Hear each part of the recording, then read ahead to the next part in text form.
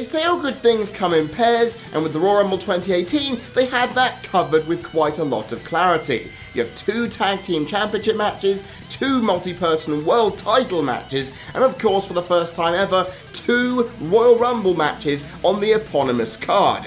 Would these matches go down swimmingly or crash and burn like other Rumble pay-per-views in the past few years? The only way to find out is by checking out this pay-per-view review edition of Wrestling Rant.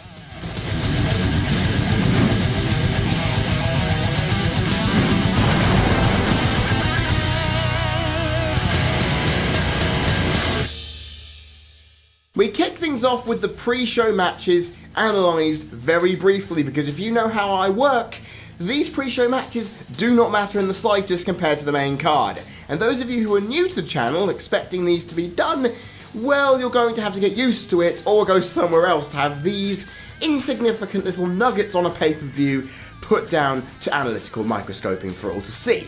That's someone else's job. Me, I focus on the main show. All in all, in brief detail, we had the Mighty Morphin Power Rangers, as a friend funnily put it, defeating TJP, Jack Gallagher and Drew Gulak in a 6-man tag match, a traditional one for 205 standards. We had Luke Gallows and Carl Anderson losing to the Revival in revenge for what happened on Raw 25, which I was very happy to see. And of course, Bobby Roode had an open challenge for the US title, defeating Mojo Rawley to retain. Those matches were put on at the last minute on Thursday, and, well, as you can tell, my aptitude and apathy for them is very, very present. We kick on with the first major match of the night, which happened to be for the WWE Championship, the handicap match to be exact, as AJ Styles defeated Kevin Owens and Sami Zayn in controversial circumstances to retain said title. And I gave this match 2 stars. Now, it's starting out an event with a slow, methodical match would not be my choice. If you know how I roll, I like the fact that a match can get the crowd amped up and excited by going balls to the wall crazy with fast speed, a lot of spots, and just a lot of things to get the crowd jacked. Because for a long 4-hour night with 2 1-hour matches on the card, you kind of need it. However, one thing I can be happy about is that this match's slow pace did not stop the crowd from getting really involved for long spells, despite obviously a sluggish pace being apparent. The momentum and offense stuck with the heels to give Styles a resilient fight back that all would get behind, but it could have been done a lot quicker just from my personal preferences, meaning it just kind of dragged its heels in the mud as it built tension. Minimal psychology around Owens and Zayn's tactics and the selling of the damaged leg from the calf crusher due to last week's injury was a very nice thing to see, but I felt that this match, despite the hype, was underbaked and under-realised, although it did end with a finish that could end up in a lot of storyline pretenses for what's going into WrestleMania regarding Shane McMahon, Daniel Bryan, and everyone else involved, but it still made no sense. Seriously, we had lots of ref issues with the tag team titles, so why the blue hell do we have to have more of it here? It just feels completely and utterly insane on my personal preferences. And overall, it was a pretty solid and enjoyable start, but the match could have been a lot better. That being said though, for a 2-star match, this could have been a hell of a lot worse, I'll tell you that for sure.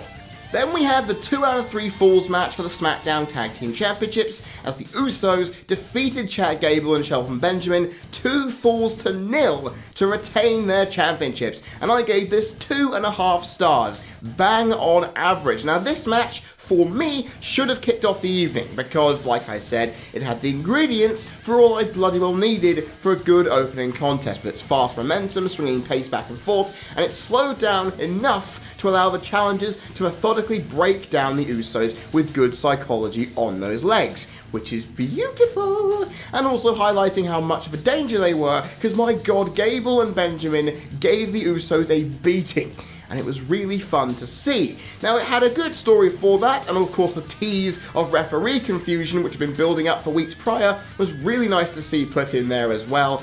And it just went the right amount of time, meaning, okay, I am satisfied here. It should be all good, and it took ages to get to the first fall. I thought to myself, good, we're going to have a long, drawn-out match that'll showcase both teams well, one's going to barely come out alive, and all will be good for all to see. Unfortunately, they rushed the last few minutes of it to inevitably rob this match of any real semblance of quality, removing the building of momentum and tension into a finish that just went as flat as a damp squid. It did nothing to really make it feel exciting, and it just made me realise that, okay, putting this match on first would have been the best idea, and shortening the WWE Championship match would have been better, and it just really made the start of this night feel a little bit disjointed for my tastes. However, the crowd was somewhat muted despite being into it for big portions, even though there were some fantastic moves pulled out by Benjamin and Gable to increase the move variety spectrum that is rarely ever put into perspective in here.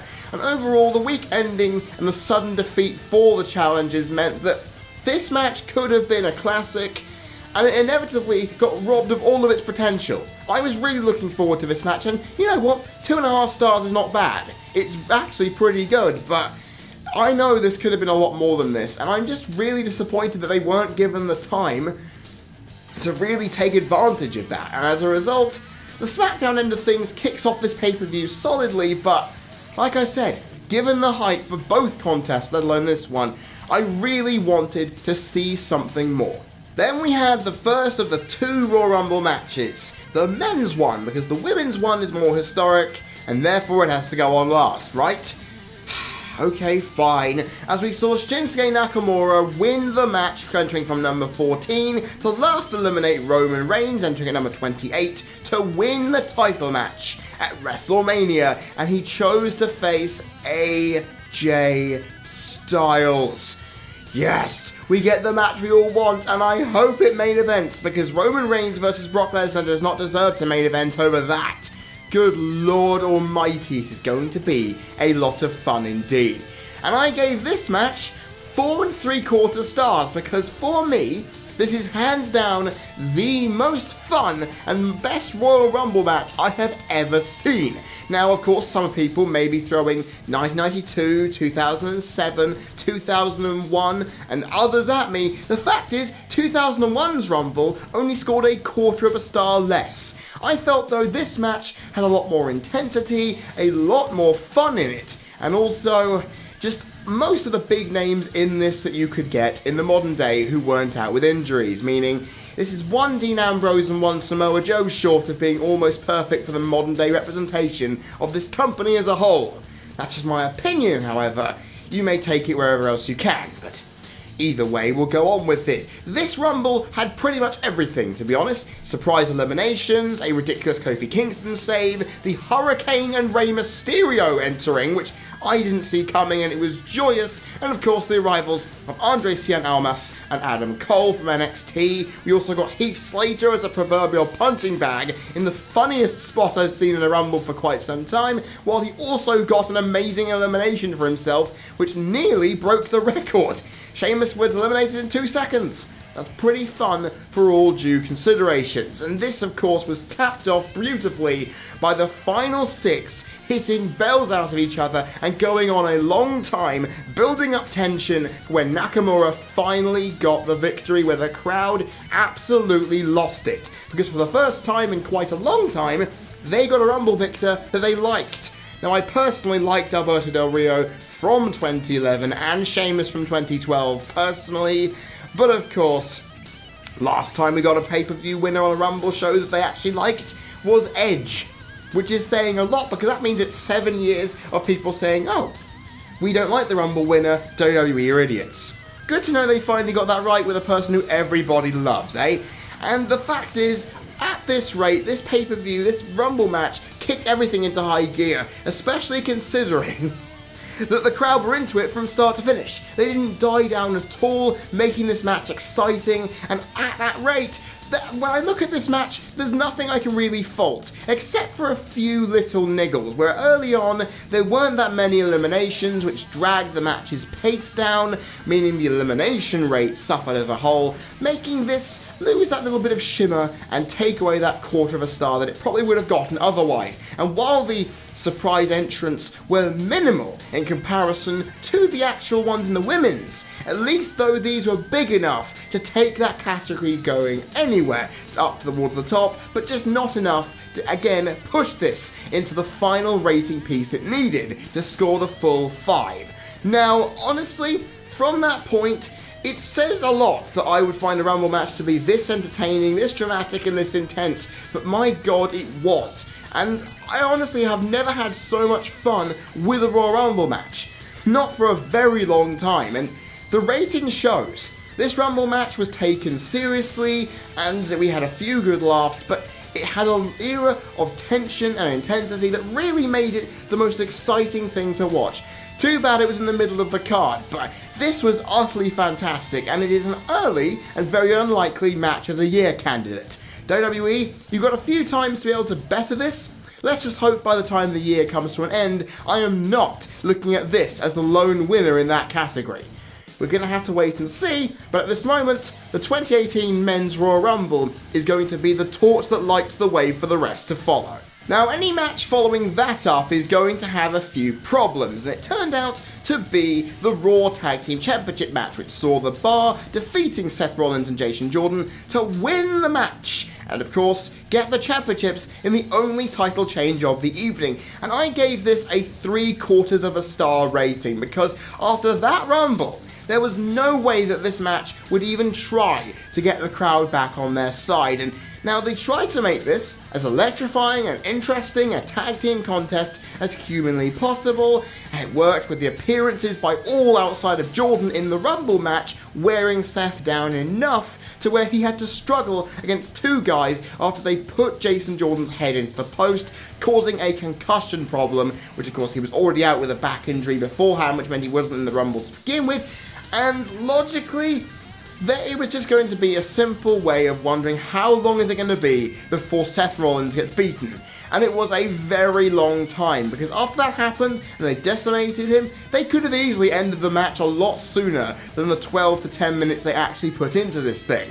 But of course, this pay-per-view needs to be dragged out, and it therefore suffered as a result by going too long for its own good, despite some electric pace on hand, which is nice to note. The story of Jordan's concussion stopping him from contributing and then trying to and leaving, making Rollins get even more pissed, was lovely executed, but it outstayed its welcome given what came before it, as Rollins, who stayed in the Rumble for 20 minutes, just kept being decimated, and it just felt like a one-note match that didn't really stretch itself any further than what it was. And this match should have been a lot bigger than what it was given the hype and the fact that I enjoyed the build-up going into it. The fact this was placed after a Rumble match that everybody loved really shows that they should have restructured this card and placed some matches in better places. My personal opinion, it's just a problem that keeps happening, but when you have two Rumble matches and not much else to buff it out in between, it shows that 3 pre-show matches may have been a little too much, just for me. And the fact is, there was just enough here for me to not completely hate it. They knew what they were doing, the match was somewhat exciting, but it wasn't the most interesting thing, and I can blame a very bad crowd. But then again, you can understand why, because after that Rumble match that was so exciting, so incredible, they were not going to come into this, and it shows what happens when a crowd is absent. It takes me out of the match, and therefore makes a match that would have been pretty solid and average on paper look a lot worse than it does in reality, because it was a good solid wrestling match, but as I've noted, it looked dire and completely lifeless in comparison with what I thought it would be. We then kicked on to the Universal title Triple Threat Monster match. Nearly said Monster Mash there, that would have been surprisingly funny regardless. Either way, we had Brock Lesnar retaining his championship against Braun Strowman and Kane off, I believe, if I'm correct, an F5 to the chair on Kane, meaning Kane at the pin as we expected, Strowman looked like a badass, and Lesnar kept the belt. All the achievements that needed to be done for this match were executed well, and this match, for its reward, got 1 3/4 stars for its efforts. Now, considering all the matches featuring Brock Lesnar since WrestleMania 33 have devolved into massive brawls, you'd understand that by now this formula would be quite stale. Because seriously, the one match that we had at SummerSlam, that Fatal 4-Way, was where this type of match hit its zenith. The match at No Mercy didn't really strike much. The Survivor Series contest with AJ Styles was a technical and entertaining psychological match that was different from what we've seen from Brock Lesnar in the past, and it actually broke convention and was really good. So you'd think for all that time being that this match would obviously not really live up to the past that we've had from Lesnar in the last year, and you'd be right, because with a still dead crowd, It had the effect you'd expect, but not the one WWE would have wanted given how big this match was being hyped up to. Overall, Lesnar and Strowman trying to kill each other with concussion-causing punches and knee strikes was hilariously but awfully scary. The champion getting some modicum of revenge from the SummerSlam table flipping was nice, but the match didn't really do much to get the crowd into it. I have never heard a table spot go so dead in my life. Kane got put through a table and no one cared. That never happens. You're in Philadelphia. They love table spots. Why do this? And the fact is, given the barren reaction, how could I find much to enjoy here? But there was enough going on. There was enough amount of violence. It went on the right amount of time. And of course, each wrestler got a decent amount of offense. But the slow pacing of the match really didn't help things. And like I said, the crowd just made me kind of phase in and out. Despite what little psychology this match had to keep itself afloat and above water, there was enough there for me to be intrigued, but not have the gravitas that it needed to pull itself up into higher rating areas. The match was fine, just nowhere near the matches of its ilk that we've had in the last 12 months. We've had better matches from Brock Lesnar this year and other participants. I know WWE wanted to have these big monster main events, but as you can tell, it was 8 to 10 minutes of some slightly dull, violent brawling, and it didn't really set the soul on fire despite nearly achieving 2 stars. It was fine, it was respectable, but nothing to write home about. Especially considering Shinsuke Nakamura's win was still denting this evening and causing a lot of problems for the crowd and myself trying to review this show. Unfortunately, they'll need to perk up as the Women's Royal Rumble reared its head next. And boy oh boy, that would be a very interesting match to look at indeed, for a first time ever that's never been executed in this company before. Asuka won the match, eliminating Nikki Bella last to win the title match at WrestleMania. Now, this is interesting stat to say, 2 Japanese wrestlers won the Rumble matches. I'm not sure if that was trying to get the audience away from New Japan to look at what the hell is happening, but at least you can try, right? Seeing as Nakamura is one of the biggest names they've had in the last decade and a half, it's worth trying. But with Asuka, it just made it so fun because I didn't think she was actually going to win this. Just my opinion. Now, I gave this match 3.5 stars because, seriously, once the aura of this match's historic nature wore off, we had the first few entrants and the first few legends coming in, and the pace was sluggish. There were a couple of eliminations flying out really without much rhyme or reason. I was unsure where this match was going to go, and the pace was quite dire to begin with. I was really feeling like, oh god, this match has not lived up to the anticipation at all in any sense of the word. The fact is, though, once some of the bigger legends came through, and Nia Jax and a few other big-name main roster members came through to punch their ticket in, we had a match that was intriguing and as intense as one could be. And you know what? It got the crowd into it after they were quite quiet at the beginning, lodging through to ensure that this match got remembered for the right damn reasons. And it was quite fun to see. The sheer amount of shock, surprise entrants and eliminations, alongside a lack of Ronda Rousey, kept things grounded, but also very interesting, as we realised once Trish Stratus came out as the final entrant, Lord knows most of the people's main picks for this have gone out the window. This is legitimately unknown. No one knows who's going to win it, and it's going to be very interesting. And it was kept consistent with a solid elimination rate that was very constant throughout the rest of the match. It wasn't done willy-nilly by just throwing people out for no reason, it was done with a purpose, and that was all well and good. And of course, even though it was dragged down with early momentum problems, it worked out okay, and the botches, I can let some of them slide, because some of these women haven't wrestled in a ring for quite a while, and it was going to happen, but it did drag the enjoyment down just a tad for me. Now, by the time Asuka's win came, though, the crowd were on their feet, they were into everything that was going on, the alliances, and of course the teasings of Mickie James versus Trish Stratus, which made everyone lose their minds. It was all well and fun, although seeing the Nikki Bella and Brie Bella tandem at the end had some people fearful, but it was in no doubt at all, and overall it was pretty fun. The match did its job, and it gave us a moment to remember, while Stephanie McMahon did not make the Rumble about herself on commentary, which was nice, meaning I shouldn't have been afraid of her professionalism. It wasn't the best commentary performance I've ever seen, she was a little absent at times, but when she was there, she didn't really make things too terrible. I shouldn't have switched to the Spanish commentary as quickly as I bloody did, but overall, we shouldn't have been worried about Miss Lady Bowles, as Ross would say, inevitably doing what she had to do.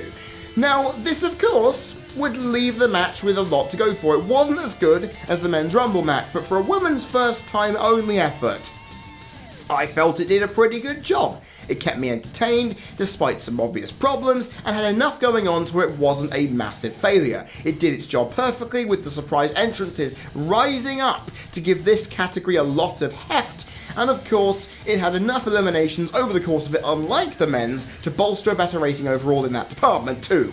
The fact is though, if it wasn't for the botches and the slow start, and overall the length of the match going, honestly, not as long as I was expecting. I thought it was going to go longer than the men's one, but inevitably just under an hour is better than just over if you're thinking about it logically.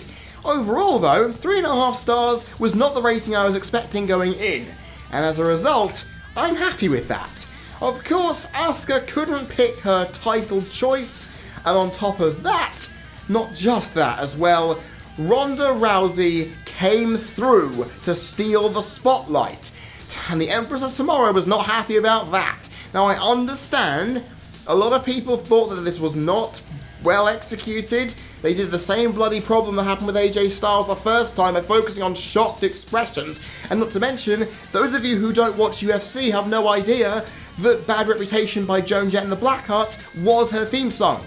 I already knew that, I love the song, and I already said to myself, if they're not going to do this tonight in the Rumble, then my god, they're probably going to do it on Raw the next night or something. But no, they did it afterwards and I popped, because I said last year that the Men's Rumble match would be won by Ronda Rousey. I was a year out and not even technically correct, but Ronda Rousey's in WWE.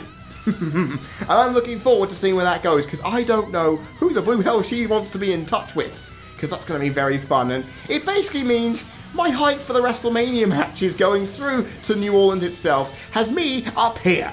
That's all I wanted, and I'm extremely happy with that.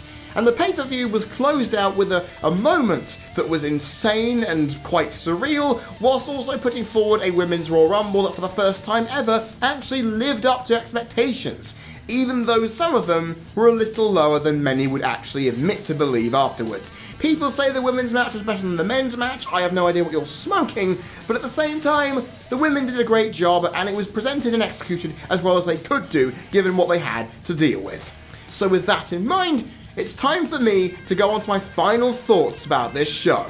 If the Royal Rumble can be happy with one thing that it's content with tonight, it was delivering on its namesake by giving the first time ever Women's Rumble something to shout about and prove to be very good on what it was, while also supplying me with my favourite Rumble match of all time without any question about it, supporting itself with some solid title matches from this blue brand to really kick the night off right. However, as the night went on and the card placement of the Men's Rumble ruined the Raw offerings that are apparently bigger in terms of hype, it made me realise that WWE's decisions on this front stopped this night from fulfilling its potential as one of the best Rumble pay-per-views on paper. If the crowd were not deflated after the happiness of Nakamura's win, the Raw tag match and the Universal title triple threat would have felt much bigger and carried more weight and importance than they actually ended up doing, not dragging the card down due to a lack of care from the fans.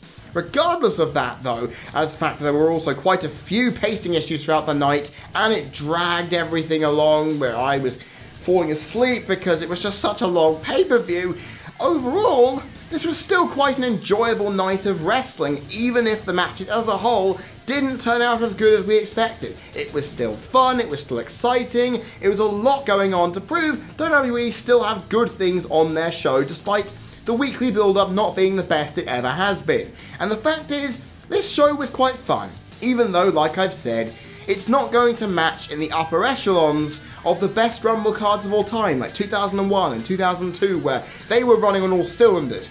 This one, I feel, matches the best of 2010's offerings in 2016, as it had enough quality to make me really happy about it, but was missing balancing and card order to really make it actually come through as a better show, because it had the potential to do so. With 2 Rumble matches doing this well, the undercard had the potential and ability to really push it up further. Unfortunately, it brought the event down and hindered it more than helping, but at the same time, it still makes my excitement for WrestleMania go really, really high. Because it did the right things. The Rumble winners were great, the matches were solid enough to pass my inspection, and of course only one of them went into terrible territory, while the others were below average or bang on the dot average, so that's fine. I can live with that. The pay-per-view was fun, it kept me entertained throughout, and as a result, despite its obvious flaws, it did its job. The Royal Rumble 2018, as a result, gets a solid 6 out of 10, and that's fine. I'm happy with that. I'm happy that last year's, which I erroneously thought got the same rating as this, only got a 4 out of 10 last year. I'm happy we got better. And overall, as a result, I'm thinking to myself, Elimination Chamber and Fastlane have a lot to do to build up to this, but given I'm going to WrestleMania this year, those pay-per-views had better fill me with excitement and hype, because if they don't, we're going to be in for a lot of problems. Then again, the Big Four pay-per-views kicked off pretty well. Now I'm hoping that New Orleans delivers more of the same, because it's going to take a lot to beat WrestleMania 30, but I shouldn't hold my hopes up that highly. I should just look forward to the fact that the road to WrestleMania is now open and ready to run through with whatever car we have on shore. And my god, it is going to be interesting. And I cannot wait to see the next few months of WWE programming go under the microscope. And you know that Wrestling Rant will be there for every step of the way to make sure it happens. Ladies and gentlemen, that is the end of the review. What did you think of the show? Did you enjoy it? Did you somehow hate it? And did you agree with the Rumble winners picked? Put your comments down there in the comments section below. I'd be glad to read them and respond. And of course, if you liked this review and you want to see more, including weekly reviews of Raw and SmackDown, the Friday flashback series coming in with WrestleMania 20 in the upcoming month, as well as all the pay-per-view reviews like this going up days after it happens, all you have to do is click the subscribe button, and remember to click that notification bell so you don't miss anything that this channel puts out in the future. And I appreciate your support going forward. I have been Freddie Thomas, you've been people watching. This has been a Royal Rumble pay-per-view review Wrestling Rant special for the CC Network. And I will see you all next time.